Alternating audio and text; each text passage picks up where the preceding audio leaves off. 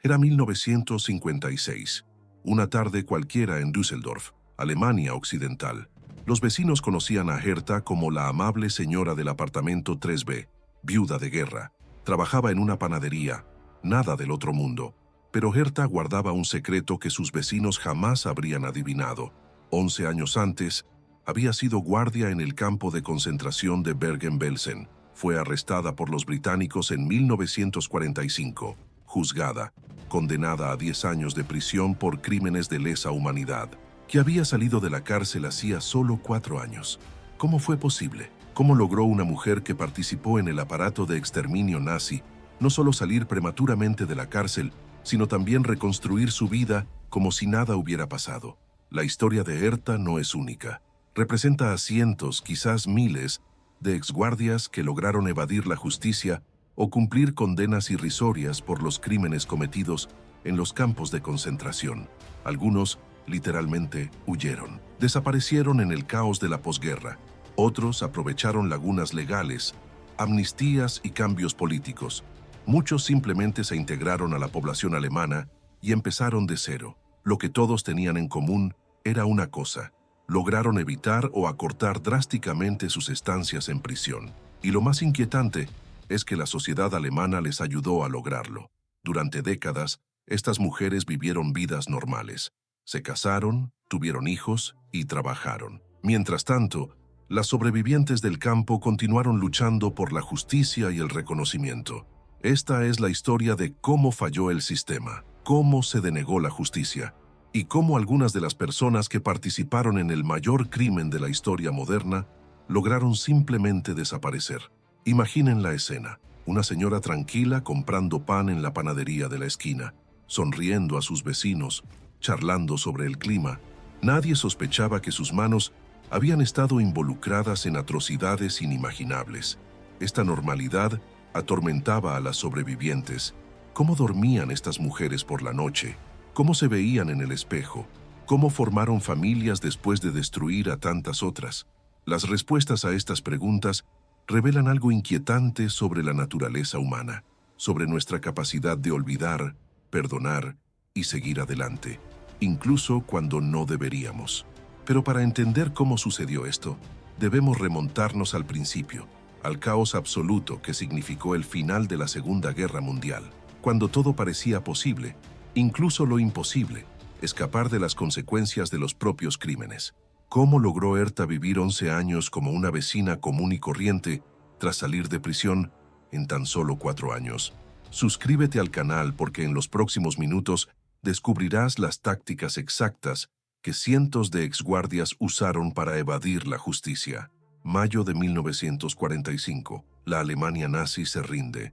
Los campos de concentración son liberados. El mundo descubre la verdadera magnitud del horror, pero junto con la liberación llegó el caos. Imaginen la situación: millones de desplazados vagando por las calles, ciudades enteras reducidas a escombros, cientos de miles de documentos quemados. Y en medio de esta agitación, miles de exguardias y personal del campo intentan desesperadamente borrar su rastro. Los aliados tenían una misión colosal por delante: enjuiciar a los criminales de guerra, desnazificar Alemania, reconstruir un país entero. Era humanamente imposible lograrlo todo a la vez.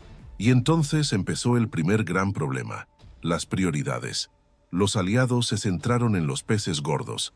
Hitler había muerto, pero Göring, Himmler y los líderes del partido nazi permanecieron. Estos eran los objetivos principales: los comandantes de los campos, los médicos experimentales y los oficiales de alto rango de las SS, los guardias, el personal administrativo, las mujeres que trabajaban en el campo. Eran vistos como piezas menores en el tablero, actores secundarios, meros ejecutores de órdenes. Esta visión era profundamente errónea, y las consecuencias serían desastrosas, porque mientras los focos se centraban en los grandes criminales, los exguardias aprovecharon la confusión para desaparecer. Algunos huyeron literalmente, otros adoptaron identidades falsas. Muchos se mezclaron con los millones de refugiados alemanes que vagaban por el país. El segundo problema fue aún más grave: la destrucción sistemática de pruebas. En los últimos meses de la guerra, Los nazis quemaron toneladas de documentos, listas de personal, registros de guardias, expedientes personales. Todo lo que pudiera incriminar a alguien fue quemado. ¿El resultado? Cuando los investigadores aliados llegaron a los campos, encontraron muy pocas pruebas documentales. Sin documentos, ¿cómo podrían probar quién había trabajado dónde? ¿Cómo podrían identificar a los guardias que habían escapado? Y aún había más. Muchas exguardias se aprovecharon de su condición de mujeres. En la mentalidad de la época, las mujeres eran consideradas menos peligrosas, como si fueran incapaces de cometer atrocidades por sí solas. Esta percepción sexista, irónicamente, se ha convertido en un salvoconducto para muchos criminales. El tercer factor fue el más importante, la prisa por reconstruir. En 1945 se anhelaba justicia. En 1946 se apremiaba la reconstrucción. En 1947 se apremiaba el olvido. Europa estaba en ruinas. La economía alemana se había derrumbado. Millones de personas necesitaban comida, refugio y trabajo.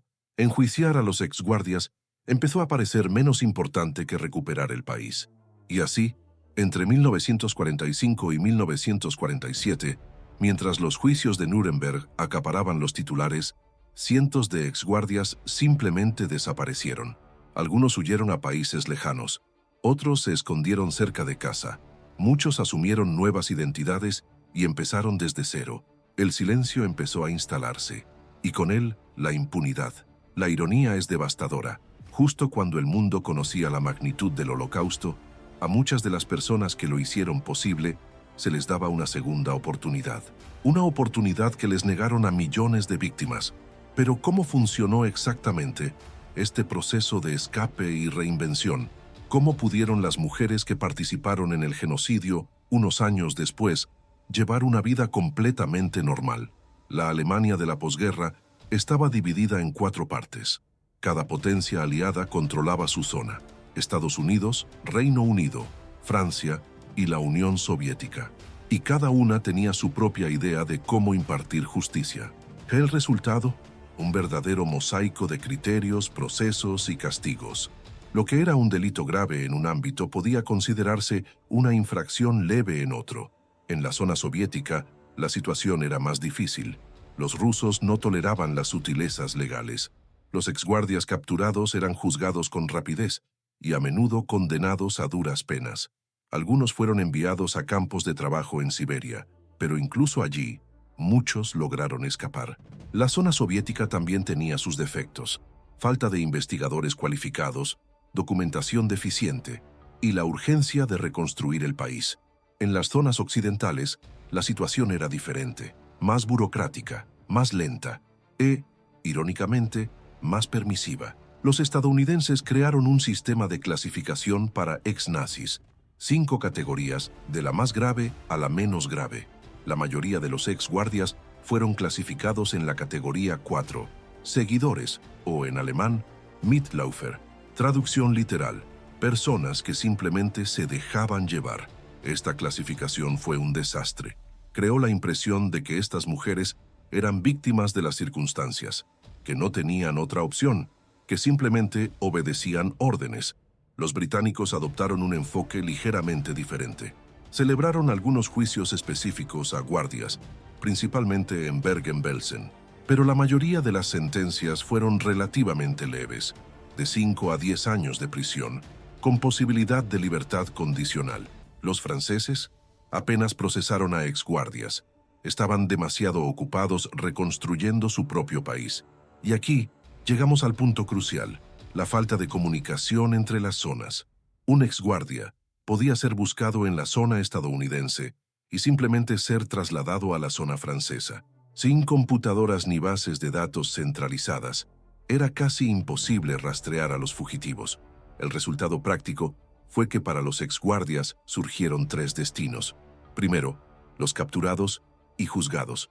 Estos representaban una minoría, quizás el 10% del total. Tuvieron mala suerte o cometieron errores evidentes que facilitaron su identificación. Segundo, los que huyeron o desaparecieron. Fueron muchos. Aprovecharon el caos para desaparecer y empezar de cero en otro lugar. Algunos se fueron a Sudamérica, Otros simplemente se mudaron a regiones alejadas de Alemania. Tercero, aquellos que se reinventaron en el mismo lugar. Estos fueron los más audaces. Adoptaron identidades falsas o simplemente mintieron sobre su pasado. Y se apoyaron en algo fundamental, la complicidad de la sociedad local. Porque aquí está lo más inquietante. Muchas comunidades alemanas sabían quiénes eran estas mujeres, conocían su pasado y decidieron hacer la vista gorda. ¿Por qué? Porque cuestionar el pasado significaba cuestionarse a sí mismos. Significaba admitir que toda una sociedad había sido cómplice del horror. Era más fácil olvidar. En 1949, cuando las zonas occidentales se unieron para formar Alemania Occidental, algo quedó claro. La justicia se estaba cerrando. La Guerra Fría había comenzado. Los alemanes dejaron de ser enemigos y se convirtieron en aliados contra los soviéticos. Y en esta nueva realidad política, procesar a los exguardias ya no era una prioridad. Lo importante ahora era reconstruir, olvidar el pasado y seguir adelante. Pero ¿para quién seguir adelante? ¿Para los exguardias que escaparon? ¿Para los sobrevivientes que aún esperan justicia? ¿O para toda una sociedad que prefirió no mirarse al espejo? La respuesta estaba en las leyes, en las lagunas legales que se abrieron en los años siguientes y que transformaron la impunidad de la excepción a la regla. Alemania Occidental aprobó una ley que lo cambiaría todo, la Ley Federal de Amnistía. De golpe se indultaron delitos menores relacionados con el nazismo, se redujeron las condenas, se desestimaron los procesos. Para muchos exguardias que todavía están en prisión, fue como ganar la lotería. Pero vayamos paso a paso. ¿Cómo creó exactamente el sistema legal alemán estas lagunas? Primero, las categorías de la desnazificación. El sistema estadounidense dividía a los exnazis en 5 grupos. Categoría 1. Grandes criminales de guerra. Esta categoría estaba destinada a los altos mandos, como los comandantes de los campos. Categoría 2. Activistas, militaristas y especuladores. Para aquellos que se beneficiaron activamente del régimen. Categoría 3. Intento de prueba menor. Para funcionarios importantes del partido. Categoría 4. Seguidores. Para quienes simplemente siguieron a la multitud. Categoría 5. Exonerados. Para quienes se consideran inocentes. ¿Adivina en qué categoría se ubicaron la mayoría de los exguardias? Categoría 4. Seguidores. Esta clasificación fue un error monumental. Asumía que las mujeres eran naturalmente menos culpables, que carecían de autonomía propia, que eran meros instrumentos pasivos del régimen. La realidad era muy distinta. Muchos guardias habían optado por trabajar en los campos. Algunos se ofrecieron como voluntarios. Otros solicitaron traslados a puestos más activos. Pero el sistema judicial prefirió verlos como víctimas. Segundo, el argumento de la obediencia. Solo cumplía órdenes. Esta frase se convirtió en la defensa estándar de casi todos los exguardias en juicio. Y funcionó. Los tribunales alemanes de la década de 1950 adoptaron una postura muy indulgente respecto al deber de obediencia. La lógica era la siguiente. Si alguien recibía una orden de un superior, no tenía más remedio que obedecer. Este argumento ignoraba por completo la evidencia histórica. Los soldados y oficiales nazis que se negaban a participar en masacres generalmente no enfrentaban castigos severos.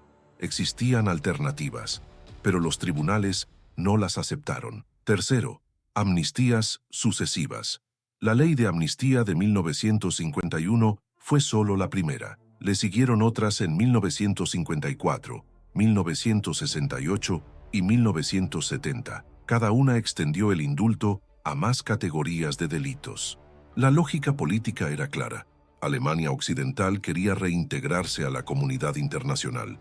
El procesamiento continuo de exnazis no contribuía a este objetivo. El resultado práctico, exguardias condenados a 10 años de prisión fueron liberados en 3. A otros se les conmutó la pena por libertad condicional. Algunos ni siquiera fueron procesados. Cuarto, las prescripciones. En 1960, Alemania estableció la prescripción de los crímenes de guerra. 20 años después del fin de la guerra, ya no sería posible procesar a nadie. Esto creó una carrera contrarreloj, pero también un incentivo perverso. Bastaba con esconderse hasta 1965 y todo les sería perdonado. Muchos exguardias hicieron exactamente eso. Quinto, cambios en la interpretación jurídica. En las décadas de 1950 y 1960, los tribunales alemanes adoptaron una interpretación muy restrictiva de lo que constituía un crimen de guerra. Para condenar a alguien era necesario demostrar que había cometido un acto específico de violencia. No bastaba con demostrar que había trabajado en el campo.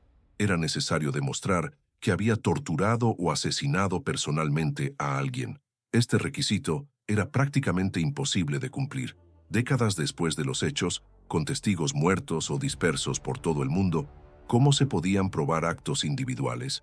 El resultado era previsible: absoluciones masivas. Imaginen la escena: un exguardia en el juzgado negándolo todo. No hice nada, solo trabajé en la puerta, nunca le hice daño a nadie.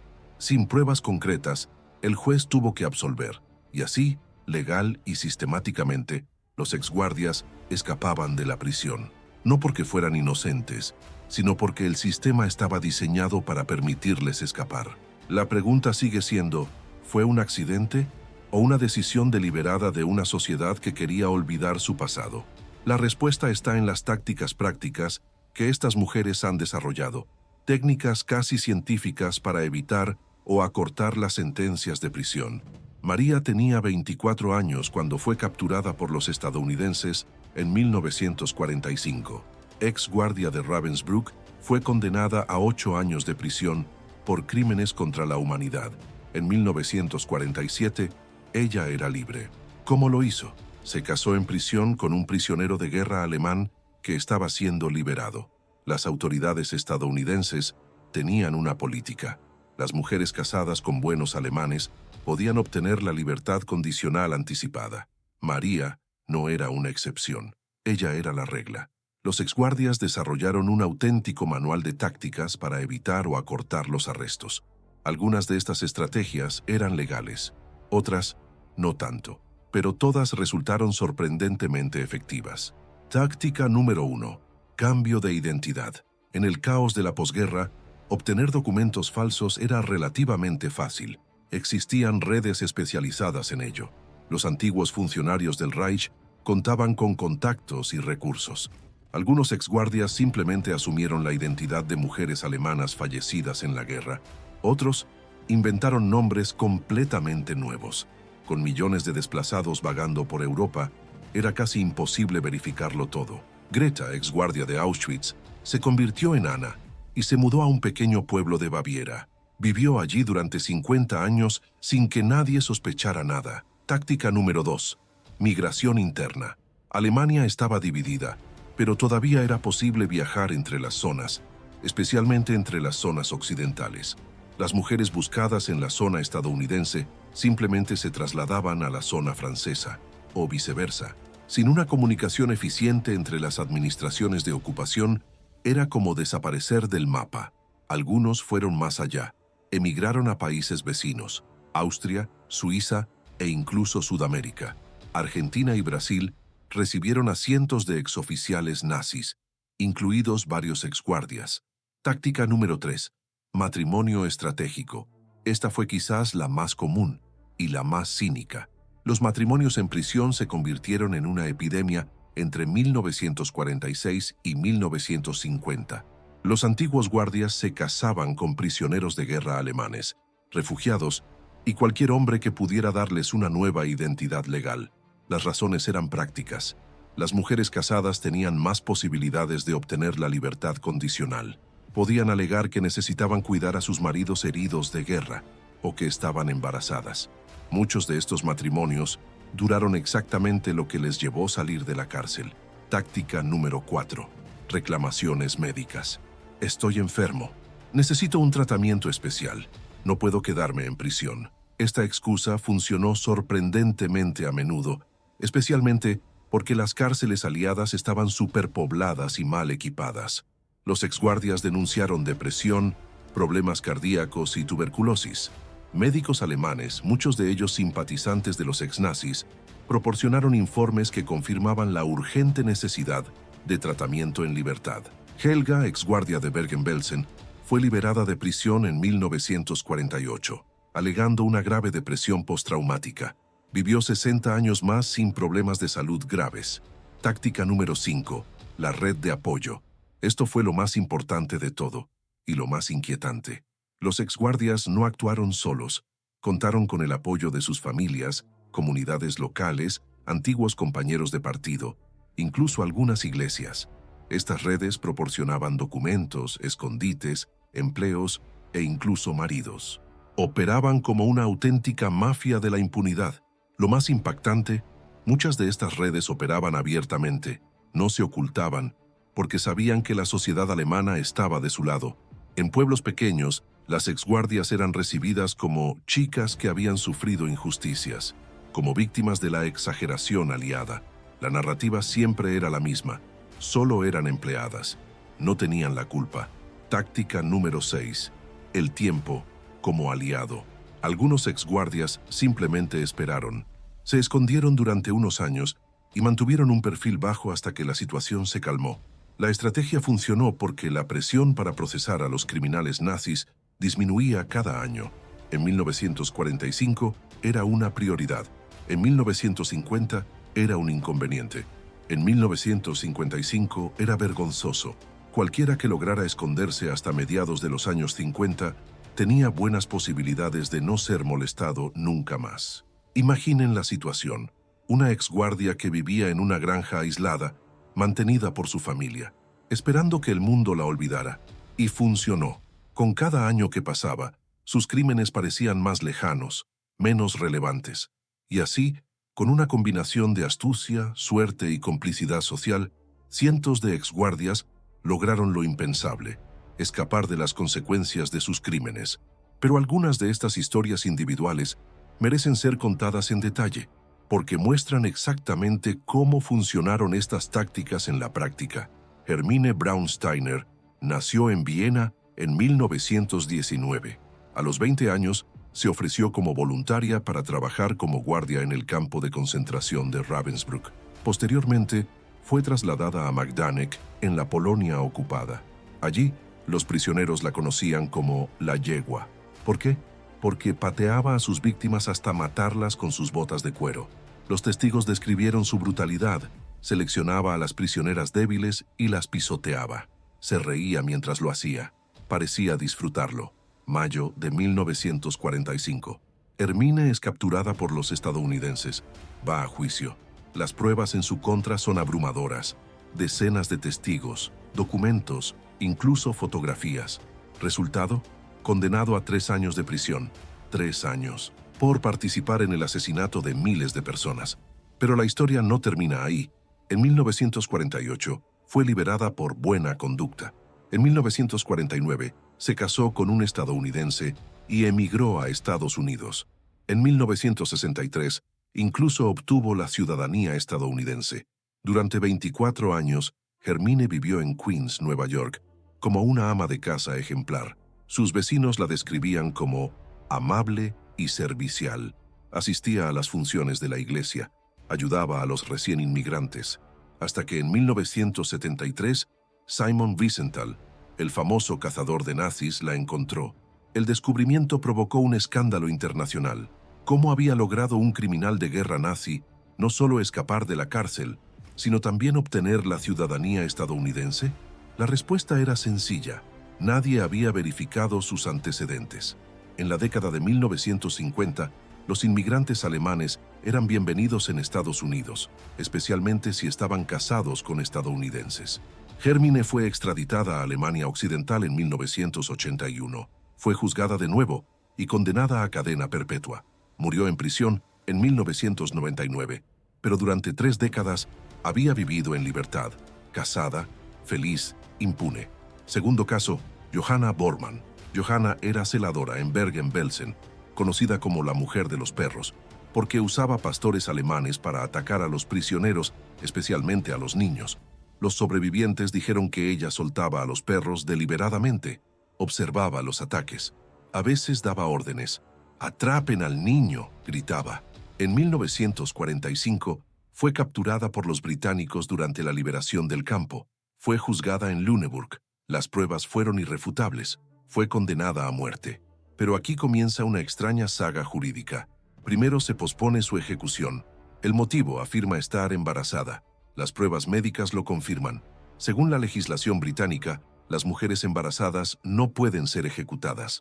El embarazo, sin embargo, fue falso. Johanna había sobornado a un médico alemán para que falsificara las pruebas.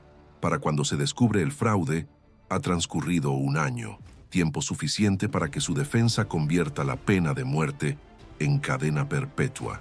Argumento: circunstancias atenuantes. En 1951, con la ley de amnistía alemana, su condena se redujo a 25 años. En 1956 fue puesta en libertad condicional por buena conducta. ¿Cuánto tiempo cumplió en total? 11 años. Por delitos que incluyeron el asesinato de cientos de personas. Johanna se muda a un pequeño pueblo cerca de Hamburgo, adopta su apellido de soltera y consigue trabajo como enfermera. Una macabra ironía para alguien que torturaba pacientes. Vivió allí hasta que murió por causas naturales en 1973, 28 años de libertad tras salir de prisión. Los casos de Hermine y Johanna no son únicos, representan un patrón, un sistema que ha fracasado sistemáticamente en impartir justicia.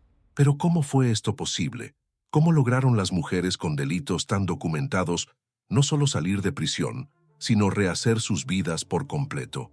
La respuesta está en la combinación fatal de tres factores: cambios en la legislación, presiones políticas de la Guerra Fría y, sobre todo, la complicidad silenciosa de la sociedad alemana. Una sociedad que prefirió olvidar antes que cuestionar, que prefirió la conveniencia del presente a la justicia del pasado. ¿Y qué hay de las víctimas?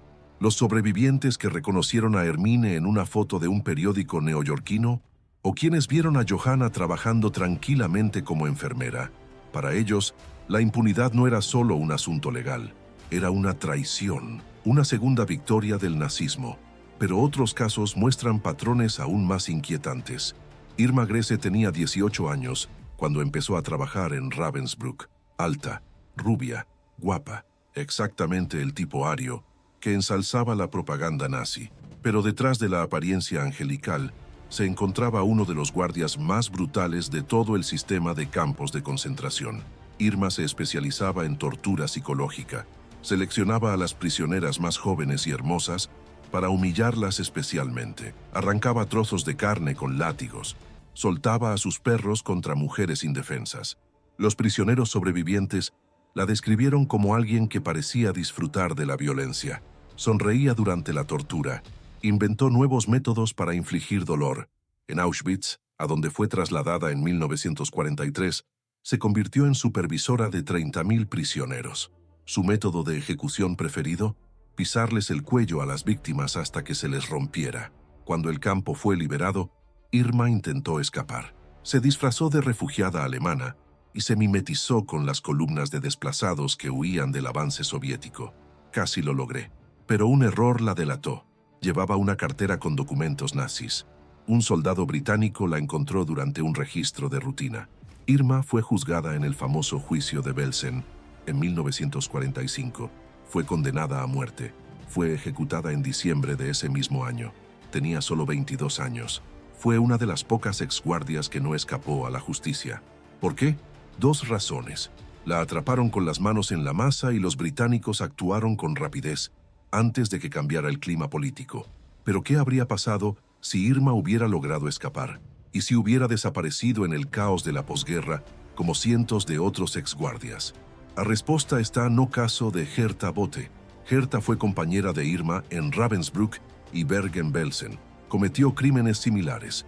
Fue igualmente brutal. Testigos la acusaron de los mismos tipos de tortura y asesinato, pero tuvo un destino completamente diferente. Capturado en 1945, juzgado en el mismo juicio que Irma, condenado a 10 años de prisión. En 1951, fue liberada bajo amnistía. Cumplió una condena total de 6 años.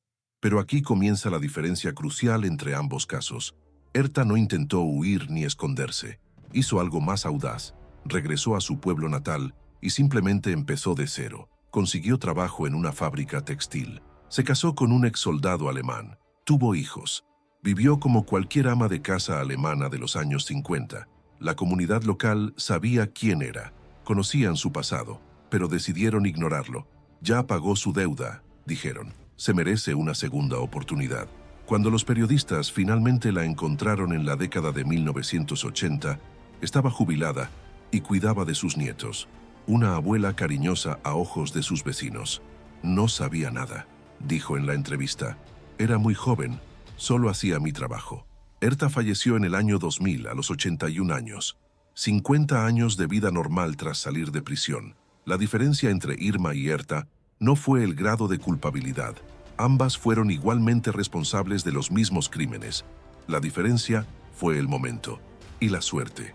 Irma fue juzgada en 1945, cuando la indignación mundial aún estaba fresca, cuando existía la voluntad política de hacer justicia.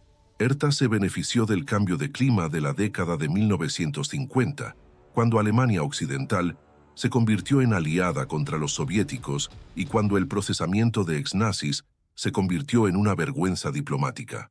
Pero hay otro patrón en el caso de Herta: la normalización social. No se escondió, no huyó a Argentina, no cambió su nombre, simplemente regresó a casa y contó con la complicidad silenciosa de su comunidad.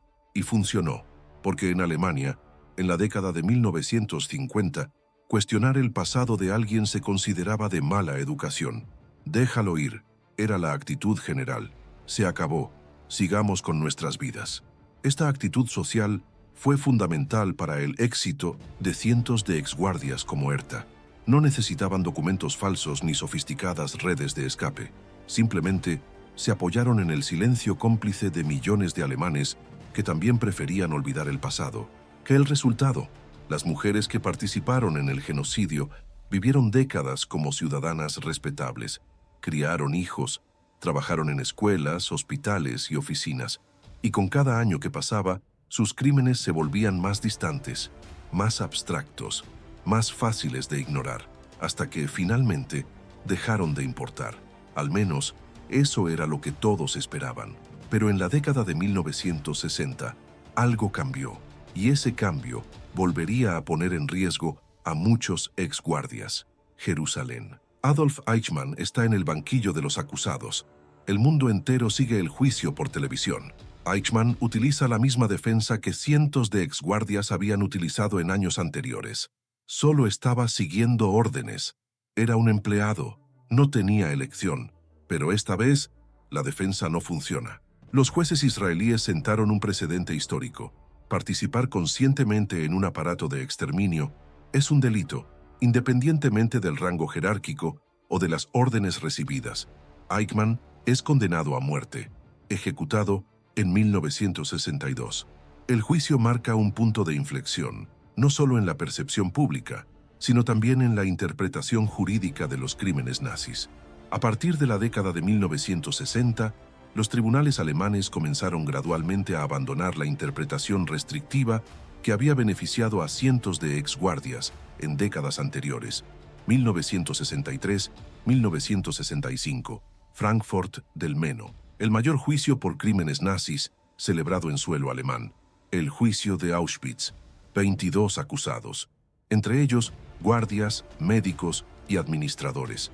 La Fiscalía innova, no se limita a probar actos individuales de violencia. Se centra en la participación consciente en el sistema de exterminio. Este cambio de enfoque es revolucionario. Significa que ya no es necesario probar que alguien mató a alguien con sus propias manos. Basta con demostrar que participó conscientemente en el asesinato. Para los exguardias que aún estaban vivos, esta fue una noticia terrible. Pero había un problema: el tiempo. La mayoría de los crímenes se cometieron entre 1941 y 1945, más de 20 años antes. Habían fallecido testigos. Se destruyeron documentos. Se borraron recuerdos.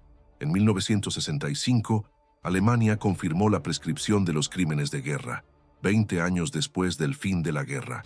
Después de esa fecha, ya no sería posible procesar a nadie. Muchos exguardias respiraron aliviados. Lo habían logrado. El tiempo había estado de su lado, pero la presión pública empezó a crecer. Los sobrevivientes, que habían permanecido en silencio durante décadas, comenzaron a alzar la voz.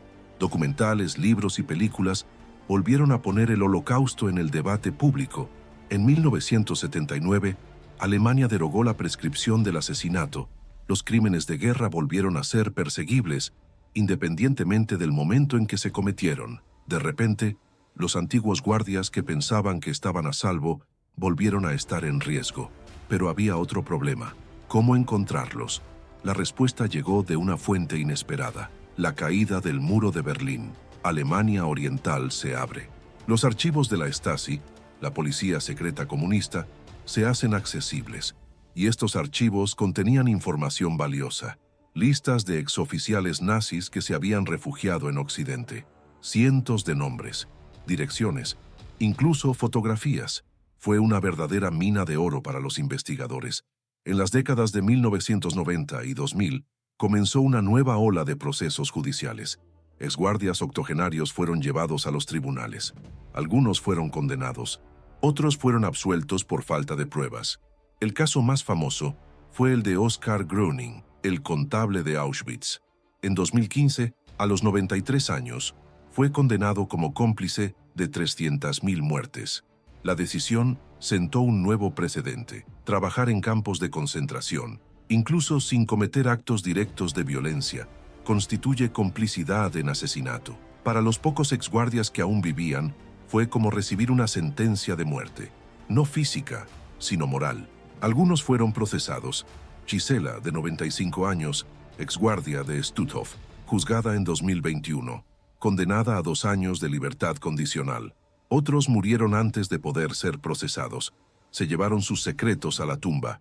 Pero el cambio más importante no fue legal, fue cultural. La sociedad alemana finalmente comenzó a cuestionar su pasado. Las escuelas comenzaron a enseñar sobre el Holocausto. Se construyeron museos, se erigieron monumentos conmemorativos. Y en este nuevo clima, la impunidad de los exguardias se ha vuelto inaceptable. ¿Demasiado tarde? Para la mayoría de las víctimas, sí. Pero para las generaciones futuras, fue una lección crucial. Los crímenes de lesa humanidad no prescriben. La justicia puede ser lenta, pero no debe olvidarse. Y eso nos lleva a la pregunta más importante: ¿qué piensan las víctimas de todo esto? Eva Kor tenía 10 años cuando llegó a Auschwitz con su hermana gemela Miriam. Las separaron de sus padres en la rampa de selección. Nunca volvieron a verlos. Los gemelos se convirtieron en conejillos de indias del doctor Mengele. Experimentos médicos horribles, inyecciones misteriosas, dolor constante. Eva sobrevivió. Miriam también. Emigraron a Estados Unidos después de la guerra. Formaron familias. Intentaron olvidar. Pero en 1984, Eva tomó una decisión que cambió su vida. Decidió hablar. Empezó a dar conferencias en escuelas, contando su historia y explicando lo que había sucedido en los campos. Y descubrió algo inquietante: muchos jóvenes estadounidenses nunca habían oído hablar del Holocausto. ¿Cómo es posible?, se preguntó. ¿Cómo puede el mundo olvidar? Eva no estaba sola. Otros sobrevivientes también comenzaron a romper décadas de silencio. Primo Levi, escritor italiano, publicó ¿Es esto un hombre?, en 1947. Pero el libro no alcanzó reconocimiento mundial hasta la década de 1970. Elie Wiesel escribió Noche en 1960. Pasaron décadas hasta que se convirtió en lectura obligatoria en las escuelas. ¿Por qué la demora? ¿Por qué los sobrevivientes guardaron silencio durante tanto tiempo? Las razones son complejas. Primero, el trauma. Muchos sobrevivientes no pudieron hablar de lo que habían vivido. Era demasiado doloroso. En segundo lugar, la incredulidad. Cuando intentaron contárselo a la gente, no les creyeron. Eso no puede ser cierto, dijeron. Nadie haría algo así. En tercer lugar, la indiferencia. El mundo estaba ocupado reconstruyéndose. Los juicios a exnazis se consideraban una venganza. Mejor olvidar y seguir adelante. Pero en los años 70 y 80, algo cambió. Películas como Holocausto, 1978, acercaron el tema a la televisión. Millones de personas la vieron. Por primera vez, muchas familias alemanas abordaron el tema en casa. El juicio a Eichmann de 1961 marcó un hito legal, pero el Holocausto fue un hito cultural. De repente todo el mundo quería saber qué hizo mi familia durante la guerra, y entonces empezó la presión sobre los exguardias. Los sobrevivientes que se habían mudado a otros países comenzaron a reconocer a sus torturadores en fotos familiares, en periódicos locales y en programas de televisión. «Esa mujer torturó a mi madre», dijo un sobreviviente después de ver una foto en un periódico alemán. «Ella mató a mi hermana», dijo otro. Estos testimonios reabrieron casos que parecían cerrados, obligaron a las autoridades a investigar, volvieron a poner bajo sospecha a los exguardias, pero también generaron una reacción violenta. Muchos alemanes estaban irritados. «¿Por qué no lo dejan pasar?», se quejaban. «Ha pasado tanto tiempo. Estas mujeres ya son ancianas». El argumento de la edad se ha vuelto común, como si la edad borrara los crímenes, como si los asesinos se volvieran inocentes solo por envejecer. Los sobrevivientes respondieron: «¿Y nuestras familias? No tuvieron la oportunidad de envejecer». Esta lucha moral dominó las décadas de 1980 y 1990.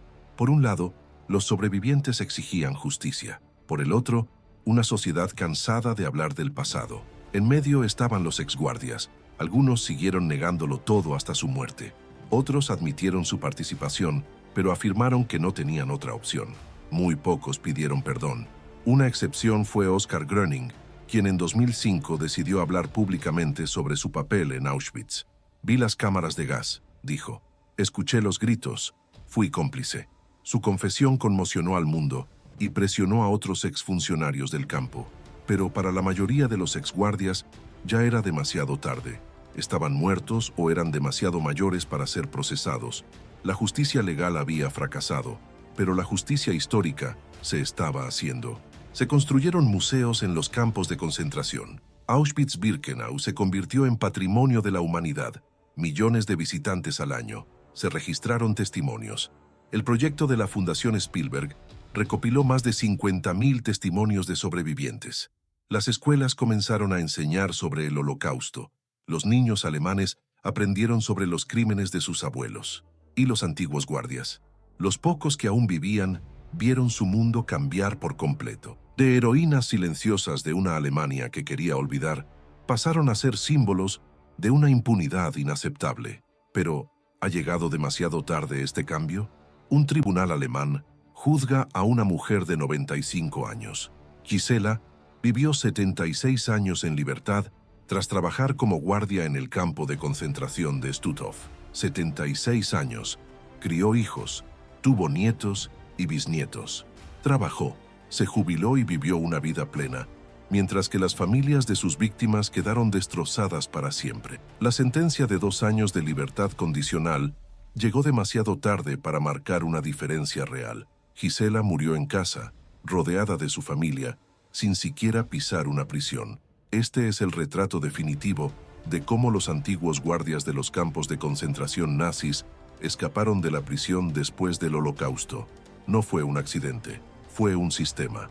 Un sistema construido sobre 3 pilares: caos jurídico, conveniencia política y complicidad social. El caos legal comenzó con la división de Alemania en zonas de ocupación. Cada potencia tenía sus propias normas, criterios y prioridades. Los exguardias aprovecharon estas diferencias para escapar, esconderse o conseguir sentencias más leves. La conveniencia política surgió con la Guerra Fría. De repente, Alemania se convirtió en aliada contra los soviéticos. Enjuiciar a los exnazis se volvió inconveniente. Era mejor olvidar el pasado y centrarse en el futuro.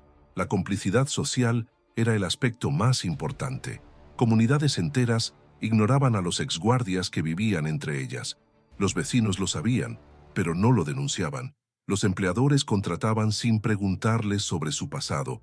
Las familias los acogían y los protegían. Este silencio colectivo fue lo que realmente permitió que cientos de exguardias escaparan de la justicia.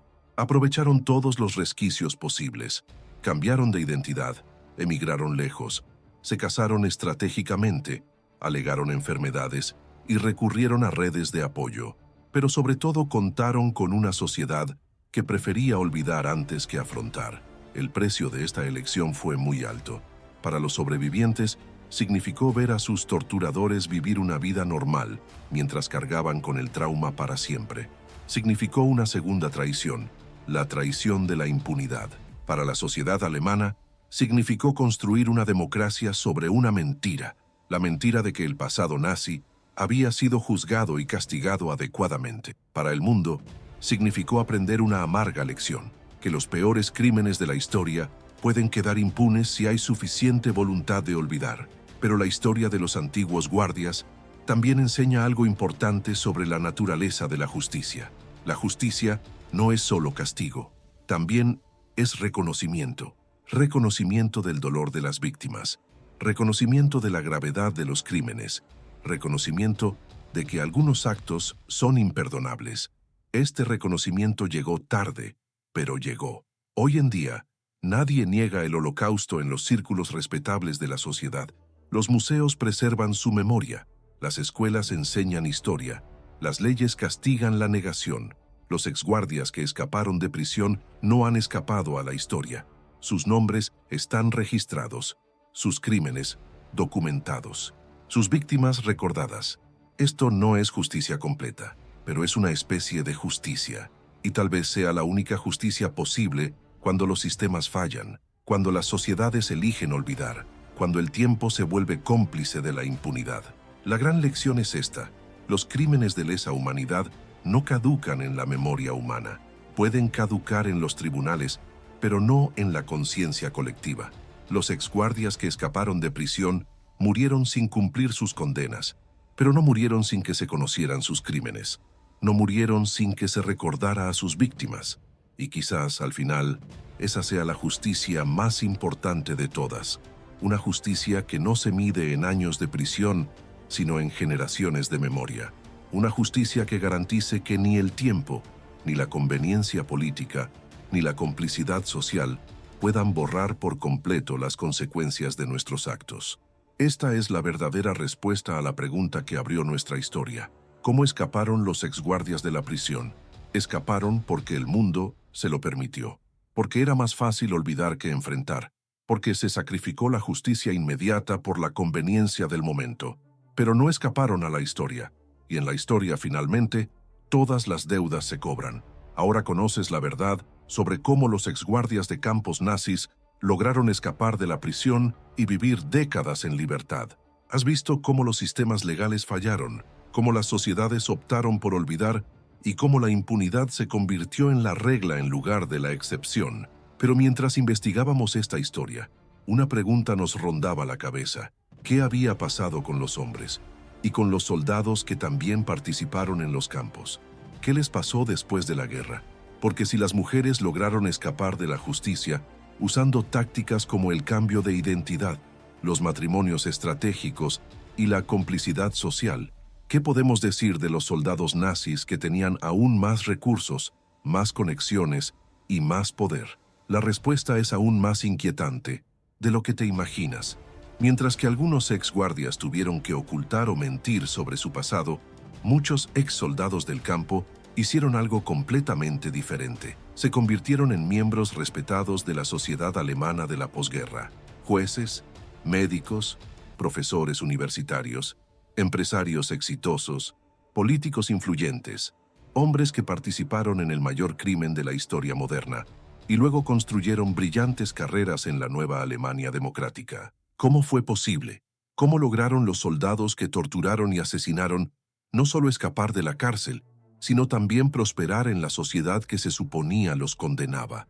La historia que descubrirás en el próximo vídeo te sorprenderá aún más que esta, porque si te indignó saber que Hertha vivió como una simple panadera durante décadas, espera a conocer a Klaus Barbie, conocido como el carnicero de Lyon. No solo escapó de la cárcel, sino que fue protegido por los propios estadounidenses y vivió una vida de lujo en Bolivia durante 40 años. O el caso de Alois Brunner, la mano derecha de Eichmann, quien organizó la deportación de más de 100.000 judíos. No se ocultó. Se mudó a Siria y se convirtió en asesor del gobierno local. Vivió abiertamente en Damasco hasta su muerte de viejo. Y hay más.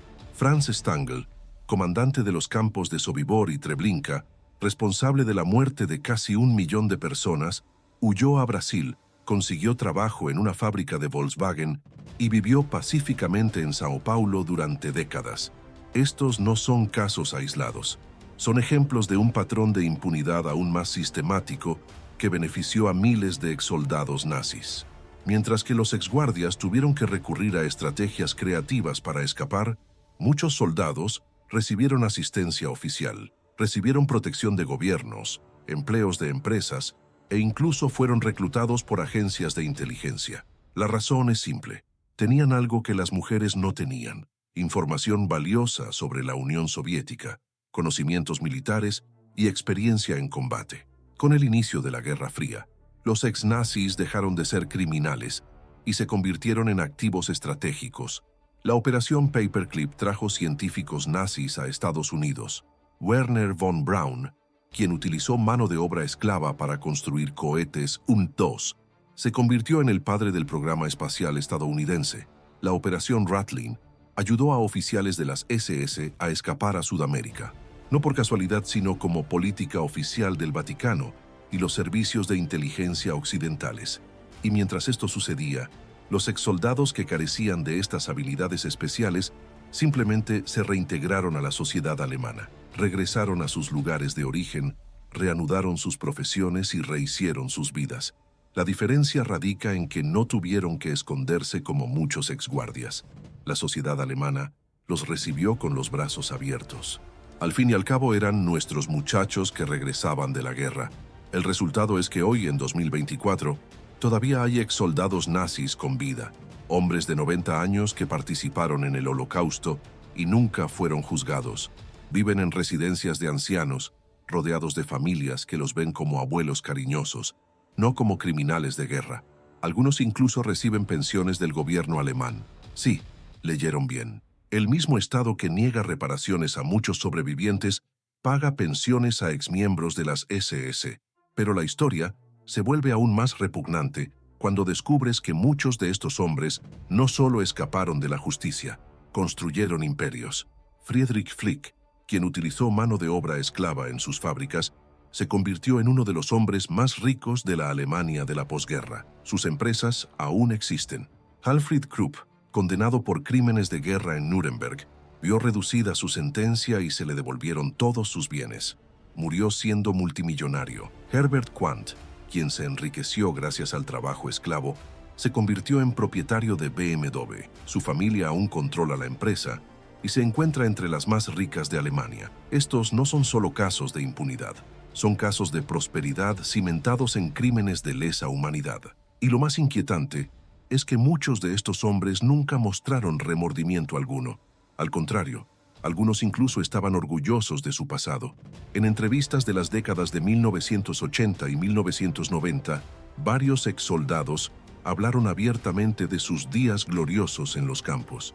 Describieron sus crímenes como servicio a la patria. Uno de ellos incluso llegó a decir: «Hicimos lo que había que hacer. Si no fuera por nosotros, Europa estaría perdida». Esta mentalidad no murió con ellos. Se transmitió a sus hijos y nietos. Creó dinastías familiares cimentadas en la sangre que aún se niegan a reconocer la verdad. BMW nunca se ha disculpado por el uso de mano de obra esclava. Volkswagen tardó décadas en admitir su culpabilidad.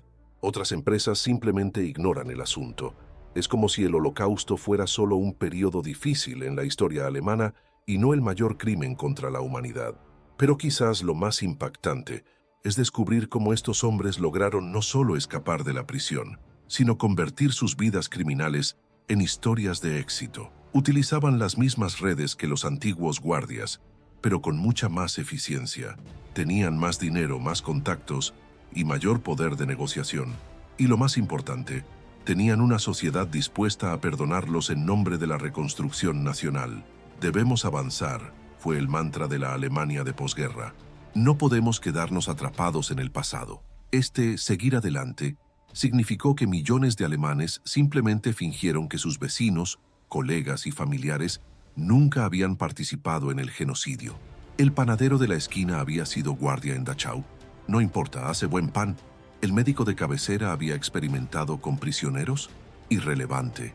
Ahora salva vidas. ¿El profesor de tu hijo le había enseñado ideología nazi? Tonterías. Eso fue hace mucho tiempo. Esta normalización de la barbarie permitió a los ex soldados nazis no solo sobrevivir, sino prosperar en la Alemania democrática. Y lo más aterrador es que algunos de ellos ocuparon posiciones de poder en el nuevo orden mundial. Kurt Waldheim se convirtió en secretario general de las Naciones Unidas. Solo décadas después, se descubrió que había participado en deportaciones en los Balcanes. Klaus Barbie trabajó para la CIA en Bolivia. El mismo hombre que torturó a niños franceses se convirtió en un agente de inteligencia estadounidense. Reinhard Gehlen, jefe de la inteligencia nazi en el Frente Oriental, se convirtió en el primer director del Servicio Secreto de Alemania Occidental. Estos casos no son aberraciones. Son producto de un sistema que priorizó la conveniencia política sobre la justicia moral. Mientras tanto, las víctimas seguían sufriendo. Los sobrevivientes del Holocausto lucharon durante décadas por reconocimiento y reparaciones mínimas. Muchos murieron en la pobreza mientras sus torturadores vivían en el lujo. Familias enteras quedaron separadas para siempre, mientras los responsables construían familias nuevas y felices. La diferencia entre el destino de las víctimas y el de los perpetradores es tan marcada que parece ficción, pero es una historia real. Y esta historia continúa hoy, porque los hijos y nietos de estos exsoldados heredaron no solo fortunas, sino también silencios. Silencio sobre cómo se construyeron estas fortunas, sobre cuántas vidas costaron, sobre cuánto sufrimiento financiaron. Algunos rompen estos silencios e intentan lograr una justicia retardada. Otros los perpetúan y defienden el legado familiar. Pero todos ellos llevan el peso de una verdad. Se beneficiaron de crímenes contra la humanidad. En el siguiente video, conocerás estas historias en detalle. Descubrirás nombres, rostros y empresas. Entenderás cómo los exsoldados nazis no solo escaparon de la prisión, sino que también construyeron el mundo en el que vivimos hoy. Porque esta no es solo una historia del pasado, es una historia del presente, una historia sobre cómo los crímenes pueden convertirse en éxitos si hay suficiente voluntad para olvidar. Una historia sobre cómo la impunidad no es solo la ausencia de castigo, sino la presencia de recompensa. Y es una historia que necesita ser contada, porque solo conociendo el pasado podemos evitar que vuelva a suceder. El video ya está en tu pantalla. Prepárate para descubrir verdades que cambiarán por completo tu perspectiva sobre la justicia, la impunidad y el precio del olvido. Porque si te indignaron los exguardias, te indignarán aún más los exsoldados. La diferencia es que esta vez, la impunidad no solo se toleró, sino que se premió. Haz clic en el video y descubre cómo.